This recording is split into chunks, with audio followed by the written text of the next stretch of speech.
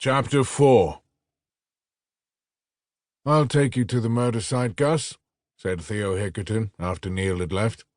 "We can't see the parlor, of course. It's all changed out there now. After Mrs. Monk closed the business, the Turkish barber moved upstairs and completely refurbished the ground floor.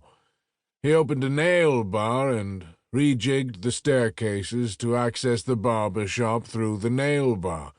They removed the side door in the alleyway." "The Turkish guy leases the whole building from Maggie Monk, does he?" asked Gus. Hickerton nodded. "It's a thriving business. Mrs. Monk gets a good return on her investment. I suppose she thought the stigma of the murder would never leave the massage parlor.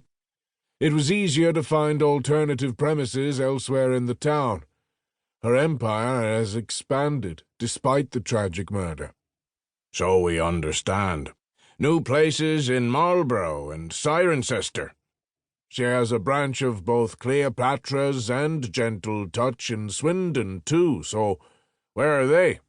Do any of her previous staff work there?" "Maggie has one on Cricklade Road, and the other is near the designer outlet. Several of her younger girls are still working for her. The older ones may have retired." The two men walked through the busy station and outside into warm sunshine. Hickerton drove a Wiltshire Police Ford Cougar. The livery wouldn't have suited Gus Freeman's needs these days, but as they motored through traffic towards Broadgreen, he could appreciate its advantages over his old Focus. They parked across the road from the building where Laura Mallinder got stabbed to death 20 minutes later. Gus guessed the building was from the first quarter of the 20th century. The brickwork above the first-floor windows showed signs of wear and tear. They had replaced the original sash windows. Modern fixtures and fittings gave these places a cosmetic overhaul that suited their business aspirations. Still, the buildings rarely had any attention paid to structural damage caused by the passing years.